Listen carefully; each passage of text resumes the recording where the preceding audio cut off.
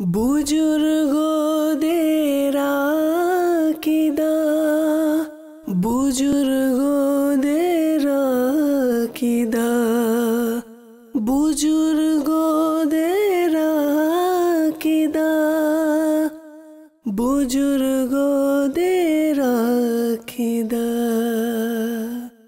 আলহামদুলিল্লাহ রাব্বিল আলামিন ওয়াসসালাতু ওয়াসসালামু আলা সাইয়্যিদিল আমবিয়া ওয়াল মুরসালিন আম্মা বা'দ ফাআউযু বিল্লাহি মিনাশ শাইতানির রাজীম বিসমিল্লাহির রহমানির রহিম আসসালাতু ওয়াসসালামু আলাইকা ইয়া রাসূলুল্লাহ ওয়া আলা আলিকা ওয়া আসহাবিকা ইয়া হাবিবাল্লাহ আসসালাতু ওয়াসসালামু আলাইকা ইয়া নাবিয়াল্লাহ ওয়া আলা আলিকা ওয়া আসহাবিকা ইয়া নূরাল্লাহ।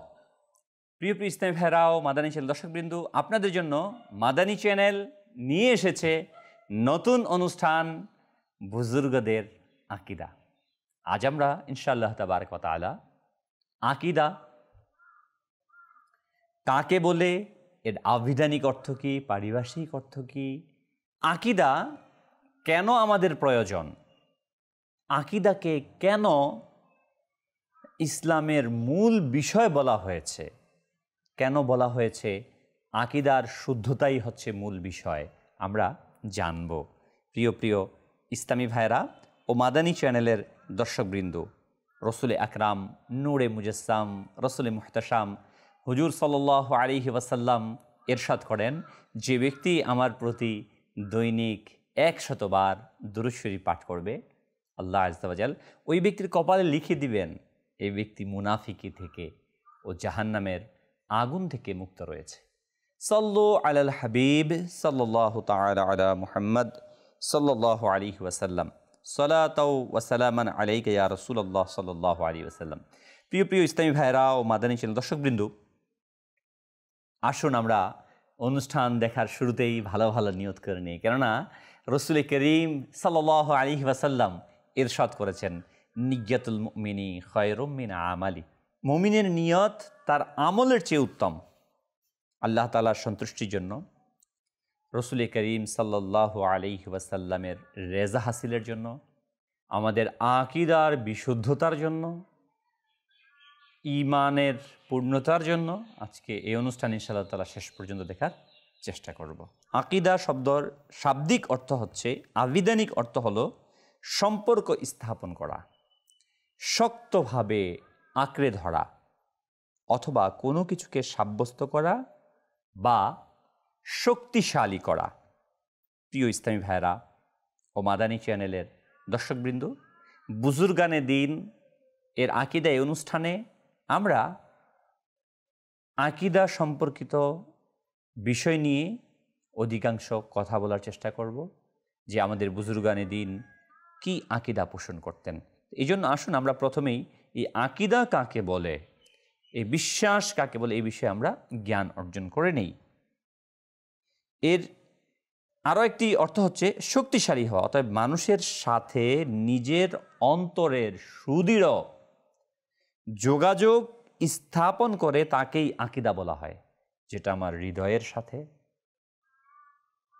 অন্তরের সাথে, বিশ্বাসের সাথে মিশে আছে, সেটাকেই আকিদা বলে। পরিভাষায় সাধারণভাবে যেই সুদৃঢ় বিশ্বাস ও অকাট্য কর্মধারাকে আকিদা বলা হয়, যার প্রতি বিশ্বাস স্থাপনকারী ব্যক্তির মনে সামান্যতম সন্দেহের অবকাশ থাকে না। আর ইসলামী আকিদা বলতে বোঝায় আসমান জমিন এর স্রষ্টা, সকল কিছুর স্রষ্টা, সকল কিছুর মালিক আল্লাহ তাবারক ওয়া তাআলার প্রতি সুনিশ্চিত বিশ্বাস স্থাপন করা, তার উলুহিয়াত, রুবুবিয়াত, গুণবাচক নামসমূহের প্রতি বিশ্বাস রাখা। আল্লাহ সুবহানাহু ওয়া তাআলা এক, তার কোনো শরীক নেই। আল্লাহ তাবারক ওয়া তাআলা সম্পর্কে তিনি ওয়াজিবুল ওয়াজুদ, এই বিষয়ে বিশ্বাস রাখা। প্রিয় প্রিয় ইসলামী ভাইরা ও মাদানী চ্যানেল দর্শকবৃন্দ, সুবহানাল্লাহ সুবহানাল্লাহ। বিশ্বাস মানব জীবনের এমন একটি বিষয় যা তার জীবনের গতিপথ নির্ধারণ করে দেয়। এটা এমন একটি ভিত্তি যাকে অবলম্বন করেই মানুষ তার ভিত্তি স্থাপন করে পথ চলতে থাকে। এটা এমন একটি ভিত্তি যাকে অবলম্বন করে মানুষ তার সমগ্র জীবনকে পরিচালনা করে। এটা হচ্ছে কেন্দ্র। আর এই কেন্দ্রকে নিয়ন্ত্রণ করে, এই আকীদাকে ভিত্তি করেই সকল কিছু তৈরি হয়ে থাকে। এই যে মৌলিক জীবন আদর্শের কেন্দ্র করে দুনিয়ার বুকে মানুষ অবতীর্ণ হচ্ছে, যে আদর্শ বিশ্বাসকে লালন করে তার সমগ্র জীবনে পরিচালিত হচ্ছে, তাকে ইসলামী পরিভাষায় আকীদা দ্বারা সংজ্ঞায়িত করা হয়। কোনো অবকাঠামো যেমন ভিত্তি ছাড়া অকল্পনীয়। একটি বিল্ডিং, ইমারত দাঁড়িয়েছে, যদি সেখানে ফাউন্ডেশন দেওয়া না হয়, ভিত্তি গাড়া না হয়, ওই বিল্ডিং উপর দিয়ে যতই ডেকোরেশন থাকুক না কেন, উপরে যত মজবুত থাকুক না কেন, উপরে যত সৌন্দর্য থাকুক না কেন, সে চূর্ণ বিচূর্ণ হয়ে যাবে, ভেঙে চলে যাবে। ঠিক অনুরূপ আমাদের ইসলামের মৌলিক বিষয়ে যদি আমাদের আকীদা সঠিক না থাকে, তাহলে সব কিছুই চূর্ণ বিচূর্ণ হয়ে যাবে। এটা এমন এক অতুলনীয় শক্তির আধার যা একজন মুসলমানকে তার আদর্শের প্রতি শতভাগ আস্থাবান করে তোলে এবং জীবনের প্রতিটি পদক্ষেপে সেই বিশ্বাসের প্রতিফলন ঘটাতে বিরামহীনভাবে সচেষ্ট রাখে। অপরপক্ষে মানব জগতের যাবতীয় পথভ্রষ্টতার মূলে রয়েছে এই মৌলিক আকীদা বিশ্বাস থেকে বিচ্যুতি হওয়া। এই জন্য একজন মুসলমানের জন্য আকীদা বিশ্বাসের ব্যাপারে সুস্পষ্ট জ্ঞান রাখা এবং সে বিশ্বাসের যথাযথ নিশ্চিত করা অত্যন্ত গুরুত্বপূর্ণ। কেননা বিশ্বাসের বিশুদ্ধতা ব্যতীত কোনো ব্যক্তি প্রকৃত অর্থে মুসলমান হতে পারে না। প্রতিটি কথা ও কর্ম যদি বিশুদ্ধ আকীদা ও বিশ্বাস থেকে নির্গত না হয়, তবে আল্লাহ তাআলার কাছে কোনো গ্রহণযোগ্যতা নেই। অতএব আমাদের আকীদার শুদ্ধতা, বিশ্বাসের শুদ্ধতা আল্লাহ তাবারক ওয়া তাআলার কাছে অপরিহার্য বিষয়। মহান আল্লাহ তাবারক ওয়া তাআলা সূরা মায়েদার 5 নম্বর আয়াতের শেষাংশে ইরশাদ ফরমান, বিসমিল্লাহির রহমানির রহিম, وَمَنْ يَكْفُرْ بِالْإِيمَانِ فَقَدْ حَبِطَ عَمَلُهُ وَهُوَ فِي الْآخِرَةِ مِنَ الْخَاسِرِينَ। আর যে মুসলমান কাফির হয়, অবিশ্বাসী হয়, তার কি রইল? সব বিনষ্ট হয়ে গেল এবং সে পরকালে ক্ষতিগ্রস্তদের অন্তর্ভুক্ত হবে। ওই ব্যক্তি ক্ষতিগ্রস্তদের মধ্যে নিপতিত হবে। অন্যত্র মহান আল্লাহ সুবহানাহু ওয়া তাআলা ইরশাদ ফরমান, বিসমিল্লাহির রহমানির রহিম, وَلَقَدْ أُوحِيَ إِلَيْكَ وَإِلَى الَّذِينَ مِنْ قَبْلِكَ لَئِنْ أَشْرَكْتَ لَيَحْبَطَنَّ عَمَلُكَ وَلَتَكُونَنَّ مِنَ الْخَاسِرِينَ। কানজুল ঈমান থেকে অনুবাদ। এবং নিশ্চয়ই ওহী করা হয়েছে আপনার প্রতি এবং আপনার পূর্ববর্তীদের প্রতি যে, হে শ্রোতা, যদি তুমি আল্লাহর শরীক স্থির করো, তবে অবশ্যই তোমার সমস্ত কর্ম নিষ্ফল হয়ে যাবে এবং অবশ্য তুমি ক্ষতির মধ্যে থাকবে। প্রিয় প্রিয় ইসলামী ভাইরা ও মাদানী চ্যানেল দর্শকবৃন্দ, আমরা শুনতে পেলাম আল্লাহ তাবারক ওয়া তাআলার কালাম থেকে যে যদি কারো বিশ্বাস, ঈমান অর্থাৎ আকীদা, বিশ্বাস নষ্ট হয়ে যায়, ওই ব্যক্তি যত আমল করুক না কেন, যত কিছুই করুক না কেন, সব কিছু নিঃশেষ হয়ে যাবে। বিধায় সকল কিছুর মূলে রয়েছে আকীদার শুদ্ধতা, আকীদার পরিচ্ছন্নতা। মানুষ যুগে যুগে পথভ্রষ্ট হয়েছে মূলত আকীদার ক্ষেত্রে বিভ্রান্তি ঘটার কারণে।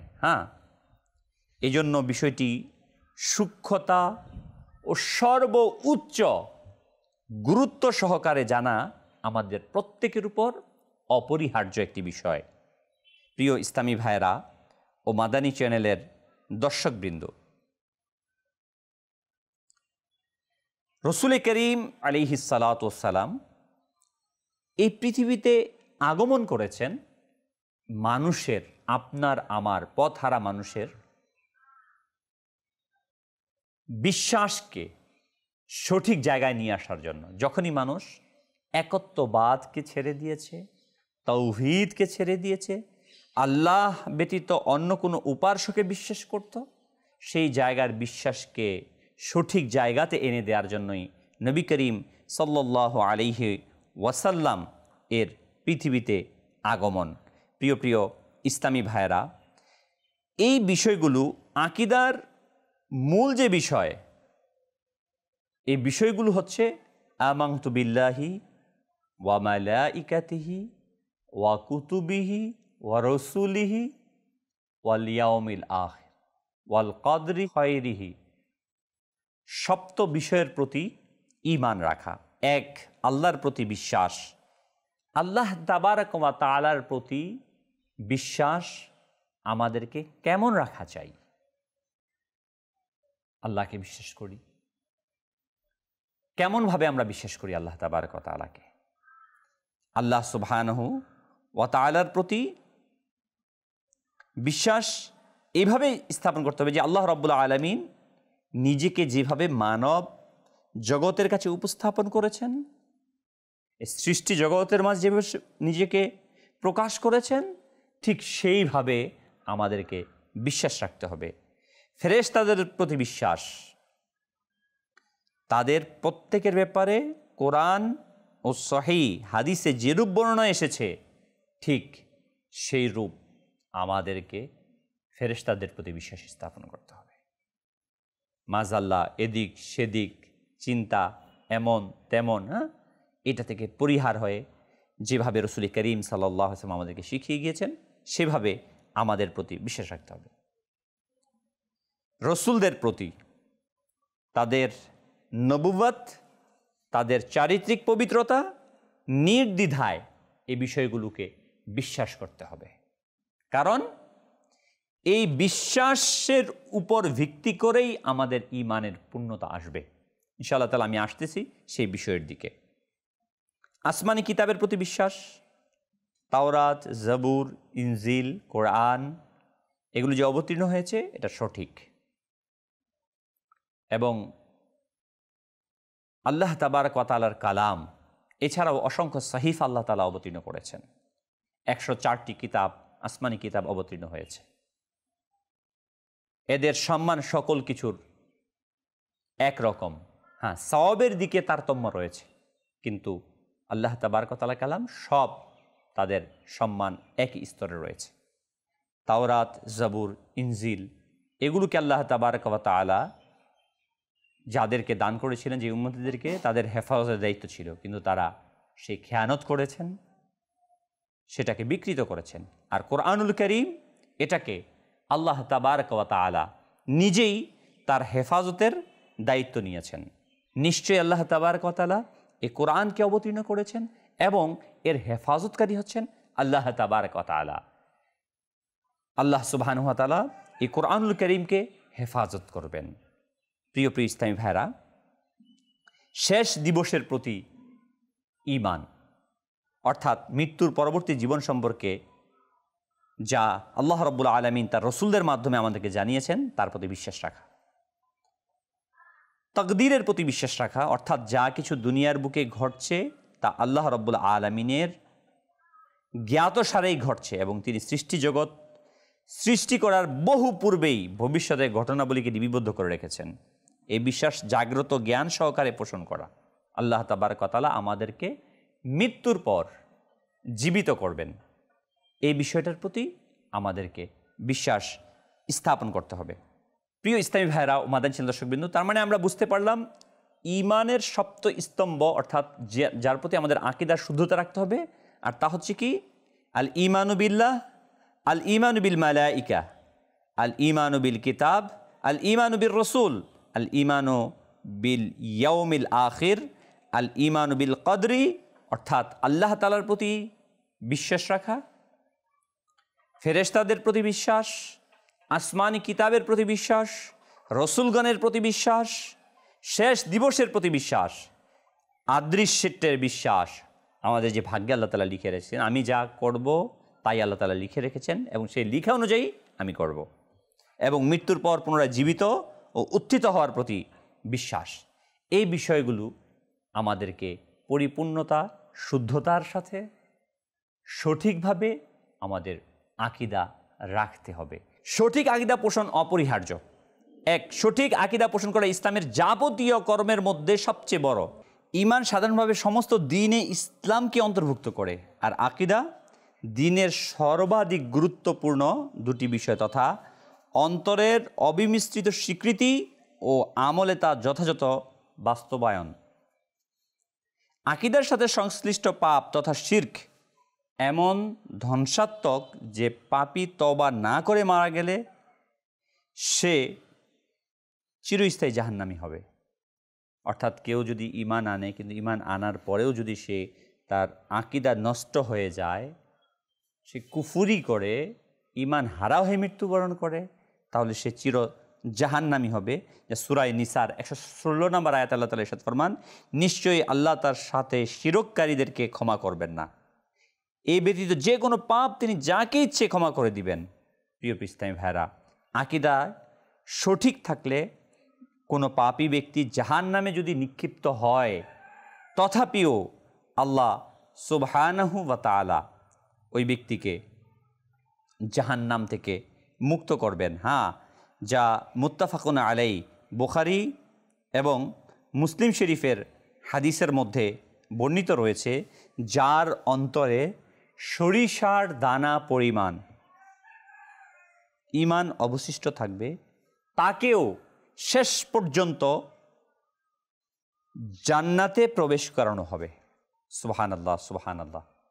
অর্থাৎ যে ব্যক্তি জাররা পরিমাণ ঈমানের অংশীদার হবে, আকীদার শুদ্ধতা থাকবে, সামান্য জাররা ঈমান থাকবে, সেও কখনো না কখনো জাহান্নাম থেকে মুক্তি পাবেই। কিন্তু যার আকীদার শুদ্ধতা থাকবে না, সে যত কিছুই করুক না কেন, অর্থাৎ সঠিক আকীদার কারণে সর্বোচ্চ পাপী ব্যক্তিও নির্দিষ্ট সময় পর্যন্ত জাহান্নামে শাস্তি পাওয়ার পর সে বের হবে।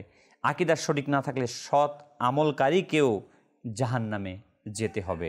যেমন একজন মুনাফিক বাহ্যিকভাবে ঈমান ও সৎ আমল করার পরেও অন্তরে কুফরি পোষণ করেছে। মুনাফিক, সে বাহ্যিকভাবে হুজুরে করিম সাল্লাল্লাহু আলাইহি ওয়াসাল্লামের পিছনে নামাজ আদায় করেছে, তথাপিও সে জাহান্নামে নিকৃষ্টতম স্থানে আসবে। কুফরি পোষণের কারণে সে জাহান্নামে সর্বনিম্ন স্থানে অবস্থান করবে। এই কারণে একজন কাফির সারা জীবন ভালো আমল করা সত্ত্বেও কিয়ামতের দিন সে তার দ্বারা উপকৃত হতে পারবে না। এর কারণ হচ্ছে তার আকীদার শুদ্ধতা নেই, তার ঈমান নেই, কেননা তার বিশ্বাস ছিল ভ্রান্তিপূর্ণ। আল্লাহ বলেন, সেদিন আমি তাদের কৃতকর্মের দিকে মনোনিবেশ করব, অতঃপর সেগুলো বিক্ষিপ্ত ধূলিকণায় রূপান্তরিত করব। প্রিয় প্রিয় ইসলামী ভাইরা ও মাদানী চ্যানেল দর্শকবৃন্দ, সূরা ফুরকান 23 নম্বর আয়াতে আল্লাহ তাআলা ইরশাদ করছেন এই কথাটি। কবরের জীবনে আকীদার বিষয়ই কিন্তু দেখুন মাদানী চ্যানেল দর্শকবৃন্দ, আকীদা কেন বলা হচ্ছে? আকীদা শুদ্ধ করার জন্য। আপনি আমি যখন কবরে পৌঁছব, কবরে পৌঁছে আপনাকে আমাকে সর্বপ্রথম মুনকার নাকির যে প্রশ্ন করবেন, সেটা কি সম্পর্কে? আকীদা সম্পর্কে। তার মানে আপনার আমার যাত্রা যখন এই দুনিয়া থেকে পরপারে শুরু হলো, সেই কবরের সেখানে যে আমি ভালো পাবো না মন্দ পাবো, সেখানে আমার বিচার শুরু হবে আকীদা দিয়ে, আমল দিয়ে নয়। হ্যাঁ, কিয়ামতের দিন আমলের হিসাব হবে, কিন্তু কবরে সর্বপ্রথম আপনি আপনাকে আমাকে যখন রেখে সব আপনজন চলে আসবে, মুনকার নাকির আসবে, এসে জিজ্ঞাসা করবে, মান রব্বুকা, তোমার প্রভুকে, তোমার রবকে, যদি আমি আমার প্রভু সম্পর্কে সঠিক আকীদা রেখে থাকি, আল্লাহ তাআলা এক, তার কোনো শরিক নেই,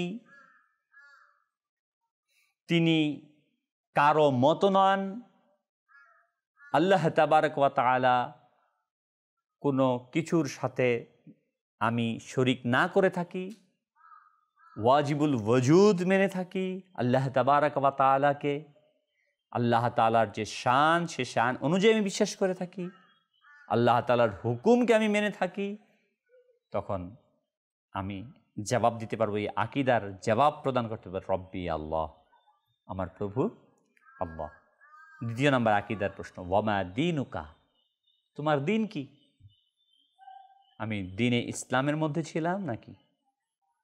রসুল করিম সাল্লাল্লাহু আলাইহি ওয়াসাল্লাম সম্পর্কে জিজ্ঞাসা করা হবে, মা কুনতা তাকুল ফি হাক্কি হাযার রাসূল, এই ব্যক্তি সম্পর্কে তুমি কি ধারণা করতে? রসুল করিম সাল্লাল্লাহু আলাইহি সাল্লামকে যদি আমি ভালোবেসে থাকি, নবী পাক সাল্লাল্লাহু আলাইহি ওয়াসাল্লাম সম্পর্কে যদি আমার ধারণা থাকে, নবী পাক সাল্লাল্লাহু আলাইহি সাল্লাম সম্পর্কে আল্লাহ তাবারক ওয়া তাআলা যে ইরশাদগুলো করেছেন, যে নবী পাক সাল্লাল্লাহু আলাইহি সাল্লাম অন্য কোনো সৃষ্টির মতো না, হুজুর সাল্লাল্লাহু আলাইহি সাল্লামকে আল্লাহ তাবারক ওয়া তাআলা সর্বপ্রথম সৃষ্টি করেছেন, হুজুরে করিম সাল্লাল্লাহু আলাইহি সাল্লামকে আল্লাহ তাআলা ইলম দান করেছেন, অদৃশ্য সংবাদ দান করেছেন, হুজুর সাল্লাল্লাহু আলাইহি সাল্লাম কিয়ামতের শাফাআত করবেন, এই বিশ্বাসগুলো যদি আমার সাথে জড়িত থাকে, আমি যদি নবী পাক সাল্লাল্লাহু আলাইহি সাল্লাম যেমন তেমন বিশ্বাস করে থাকি, তাহলে আমি বলতে পারবো হাযা মুহাম্মাদুর রাসূলুল্লাহ সাল্লাল্লাহু আলাইহি ওয়াসাল্লাম।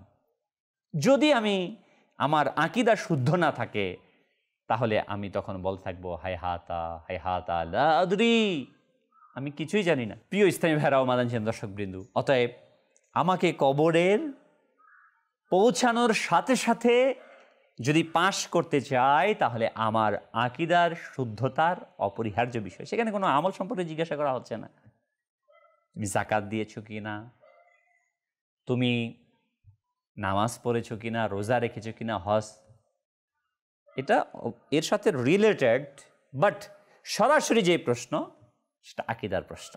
প্রিয় ইসলামী ভাইরা ও মাদানী চ্যানেলের দর্শকবৃন্দু,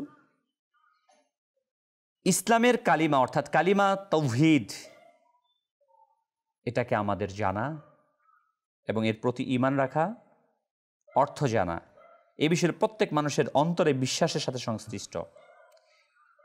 প্রিয় ইসলামী ভাইরা, ইসলামের একটি মৌলিক নীতি হলো আল্লাহ জন্য সম্পর্ক স্থাপন, হুব্বু ফিল্লাহ বুগযু ফিল্লাহ, আল্লাহ তাআলার জন্য ভালোবাসা, আল্লাহ তাবারক ওয়া তাআলার জন্য ঘৃণা করা। একজন অমুসলিম, মুনাফিক, কাফির, এর প্রতি আমরা যে বিমুখতা দেখাই, তার কারণ হলো তারা কুফরি এবং বিভ্রান্ত খারাপ আকীদার লোক।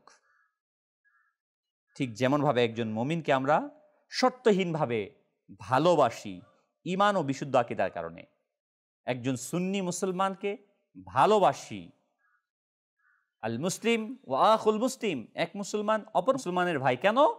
আকীদা এক এবং অভিন্ন, আকীদার শুদ্ধতা, এজন্য একজন অপরজনকে ভালোবাসি। প্রিয় ইসলামী ভাইরা, এজন্য আমাদের সকলকে আকীদার শুদ্ধতা রাখতে হবে। এ কারণে একজন মুসলমান পাপাচারী হলেও তার আকীদার কারণে তার সাথে সম্পর্ক রাখা। কেউ যদি কোনো মুসলমান পাপ কাজ করে, খারাপ কাজ করে, তারপরেও তাকে পরিহার না করা, হ্যাঁ তাকে আমি সংশোধন করব, কারণ তার আকীদা ঠিক রয়েছে। এ ব্যাপারে হাদিস শরীফে আসছে, মুসনাদে বাজ্জারের 269 নম্বর হাদিস এবং বুখারী শরীফের 6780 নম্বর হাদিসে বর্ণিত রয়েছে যে এক ব্যক্তিকে মদ পানের জন্য সরকারে দো আলম সাল্লাল্লাহু আলাইহি ওয়াসাল্লামের সামনে বেত্রাঘাত করা হচ্ছিল। তখন একজন ব্যক্তি বলল, আল্লাহ তোমার উপর লানত করুক। তখন সরকারে দো আলম নূরে মুজাসসাম সাল্লাল্লাহু আলাইহি ওয়াসাল্লাম তাকে বললেন, এই মদ্যপায়ীকে লানত করো না, কারণ সে আল্লাহ ও তার রসুলকে ভালোবাসে। সুবহানাল্লাহ, সুবহানাল্লাহ। প্রিয় ইসলামী ভাইরা ও মাদানী দর্শকবৃন্দ, তার মানে এই থেকে আমরা বুঝতে পারলাম যে আকীদা যদি শুদ্ধ থাকে, তাহলে গুনাহগার হলেও তাকে ঘৃণা করা যাবে না, যা আমরা হাদিসে কারিমা থেকে জানতে পারলাম। আমরা ইনশাআল্লাহ তাবারক ওয়া তাআলা মুসলমান যদি গুনাহ করে তাকে ঘৃণা করব না, তাকে মুহাব্বত দিয়ে ওই কাজ থেকে ফিরিয়ে আনার চেষ্টা করব। প্রিয় ইসলামী ভাইরা, সমকালীন মুসলিম সমাজের দিকে যদি আমরা তাকাই, আকীদার বিষয়টি খুব গভীরভাবে আমরা অনুভব করি। যেমন বহু লোক আজকে, অধিকাংশ মানুষই আজকে আল্লাহ সুবহানাহু ওয়া তাআলার একত্ববাদ সম্পর্কে আমরা বলি আল্লাহ এক, কিন্তু আল্লাহ তাবারক ওয়া তাআলা এই এক, তার কোনো শরীক নাই, আল্লাহুস সামাদ। আল্লাহ তাবারক ওয়া তাআলার কোনো মিসাল নেই, এক্সাম্পল নেই, উদাহরণ নেই। তিনি কোনো সৃষ্টির মতন না, তিনি কোথাও বসে নেই, তার কোনো নিদ্রা নেই, ঘুম নেই, তিনি কোনো কিছুর উপর বসেননি। এই যে এই বিষয়ে আমাদেরকে আকীদা রাখা, কেমন রাখতে হবে, এই আকীদাগুলো আমরা কিভাবে পোষণ করব, এটা আমাদের জানা একান্ত জরুরি। প্রিয় প্রিয় ইসলামী ভাইরা ও মাদানী চ্যানেল দর্শকবৃন্দ, অতঃপর রসুল করিম সাল্লাল্লাহু আলাইহি সাল্লামকে কিভাবে আমরা বিশ্বাস করব, নবী করিম সাল্লাল্লাহু আলাইহি সাল্লামের যে গুণাবলীগুলো রয়েছে আমরা কিভাবে বিশ্বাস করব? আলহামদুলিল্লাহ, এই জন্য দাওয়াতে ইসলামী, এই জন্য মাদানী চ্যানেল আপনাদেরকে এই বিষয়ের উপর জ্ঞান পৌঁছে দেওয়ার লক্ষ্যে আপনাদের কাছে মাদানী চ্যানেল এই নতুন অনুষ্ঠান নিয়ে আসছে, বুজুর্গদের আকীদা। আমাদের বুজুর্গানে দিন রাহিমাহুমুল্লাহিল মুবিন, অর্থাৎ রসুল করিম সাল্লাল্লাহু আলাইহি সাল্লাম যে শিক্ষা প্রদান করেছেন, সাহাবায়ে কেরাম আলাইহিমুর রিদওয়ান সেই শিক্ষায় শিক্ষিত হয়েছেন। রসুল করিম সাল্লাল্লাহু আলাইহি সাল্লামের সাহাবায়ে কেরাম আলাইহিমুর রিদওয়ান, আবু বকর সিদ্দিক, ওমর ফারুক, ওসমানে গনি, আলিউল মুর্তজা কারামাল ওয়াজহুল করিম রাদিয়াল্লাহু তাআলা আনহুম আজমাইন, সকল সাহাবায়ে কেরাম আলাইহিমুর রিদওয়ান, তাবিঈন, ইমামে আযম আবু হানিফা এবং অন্যান্য তাবিঈন, তাবিঈন, ইমাম শাফি, ইমাম মালিক, ইমাম হাম্বল রাহিমাহুম আজমাইন, গাউসে পাক রাহমাতুল্লাহি তাআলা আলাইহি, সকল আইম্মায়ে মুজতাহিদিন, সকল বুজুর্গানে দিন রাহিমাহুমুল্লাহিল মুবিন, তিনারা আল্লাহ তাআলা সম্পর্কে কি ধারণা রাখতেন, নবী পাক সাল্লাল্লাহু আলাইহি সাল্লামকে তারা কিভাবে বিশ্বাস করতেন, আল্লাহ তাআলাকে কিভাবে বিশ্বাস করতেন, আমাদের কি এটা জানার প্রয়োজন না? তারা যেই পথে চলেছেন সেই পথের উপর চলাই তো প্রয়োজন। আর সেই পথে চলার জন্য তো আল্লাহ তাবারক ওয়া তাআলাই আমাদেরকে দোয়া শিখিয়ে দিয়েছেন। প্রতিনিয়ত প্রত্যেক ওয়াক্ত, প্রতি রাকাত নামাজের মধ্যে আমরা সেই দোয়াই করি, হি আল্লাহ, আমাদেরকে তোমার নবীর সাহাবায়ে কেরাম, তাবিঈন, তাবিঈন যারা রয়েছে তাদের পথে চালাও। সেই দোয়া কিভাবে করি? সিরাতাল্লাযীনা আনআমতা আলাইহিম, আয় মাওলা তুমি আমাদের সেই পথে চালাও, তাদেরই পথে চালাও যাদের প্রতি তোমার দয়া রয়েছে। সাহাবায়ে কেরামের প্রতি দয়া রয়েছে, আউলিয়া কেরামের প্রতি দয়া রয়েছে, আমরা তাদের পথে চলার জন্য আল্লাহ তাআলার কাছে দোয়া করি। অতএব তারা কি আকীদা পোষণ করতেন আল্লাহ তাআলা সম্পর্কে, নবী সাল্লাল্লাহু আলাইহি সাল্লাম সম্পর্কে, হুজুর সাল্লাল্লাহু আলাইহি সাল্লামের যে বৈশিষ্ট্যগুলো রয়েছে, আল্লাহ তাআলা তাকে গায়েব কি অবস্থাতে দিয়েছেন, হুজুর সাল্লাল্লাহু আলাইহি সাল্লাম হাজির নাজির কি অবস্থায় হতে পারেন, হুজুর সাল্লাল্লাহু আলাইহি সাল্লামকে আল্লাহ তাআলা কিভাবে সৃষ্টি করেছেন, আল্লাহর ওলিদের ওয়াসিলা ধরা কতটুকু সিস্টেম পদ্ধতি রয়েছে, কিয়ামতের দিন হুজুরে করিম সাল্লাল্লাহু আলাইহি সাল্লামের কাছ থেকে আমরা কিভাবে শাফাআত পাবো, আল্লাহ তাবারক ওয়া তাআলার ওলিগণ আমাদেরকে কিভাবে সাহায্য করতে পারেন, আমরা কিভাবে আমাদের মুরব্বিয়ানি কেরামের ইসালে সওয়াব করব, ঈদে মিলাদুন্নবী সাল্লাল্লাহু আলাইহি সাল্লাম যে উদযাপন সেটা কিভাবে করব, কিভাবে এটা সুন্নত আদায় হবে, আমরা কিভাবে বেদাতে হাসানা এর মাঝে আমল করব, বেদাতে সাইয়্যা থেকে নিজেদেরকে মুক্ত করব। বুজুর্গানে দিন রাহিমাহুমুল্লাহিল মুবিনের আকীদা কি ছিল, কিভাবে তারা আমল করেছেন, এই বিষয় নিয়ে আমাদের এই অনুষ্ঠান শুরু হয়েছে। আমি মাদানী চ্যানেলের দর্শকবৃন্দকে অনুরোধ জানাবো, আপনারা এই বুজুর্গদের আকীদা এই অনুষ্ঠানটি নিজে দেখুন, অপরকে দাওয়াত দিন দেখার জন্য। ইনশাআল্লাহ আজ্জা ওয়া জাল এর মাধ্যমে যেই ইসলামের মৌলিক বিষয় যে আকীদা রয়েছে, আমাদের সেই আকীদা পূর্ণতা আসবে। কেননা আকীদা যত মজবুত হবে, ঈমানের মজবুতি তত আমাদের দৃঢ় হবে। আকীদা মাঝে যদি সামান্যতম আমাদের ভুল চলে আসে, গলতি চলে আসে, তাহলে আমাদের পরিপূর্ণ আমল, ঈমান সম্পূর্ণ নষ্ট হয়ে যাবে। আল্লাহ তাবারক ওয়া তাআলা আমাদের ঈমানকে বাঁচানোর জন্য, আমাদের আকীদার বিশুদ্ধ করার, আমার নবী সাল্লাল্লাহু আলাইহি সাল্লাম, সাহাবায়ে এজাম, তাবিঈন, তাবে তাবেঈন, আউলিয়ায়ে কামিলিন, বুজুর্গানে দিন রাহিমাহুমুল্লাহিল মুবিন যে আকীদা পোষণ করেছে, আমরাও যেন সেই আকীদার উপর সুদৃঢ় থাকি। আল্লাহ তাআলা সেই তৌফিক দান করুন। আমিন বিজাহিন নবিয়িল আমিন সাল্লাল্লাহু তাআলা আলাইহি ওয়াসাল্লাম। সাল্লু আলাল হাবিব সাল্লাল্লাহু তাআলা আলা মুহাম্মদ। বুজুর্গদের আকীদা, বুজুর্গদের আকীদা, বুজুর্গদের আকীদা, বুজুর্গ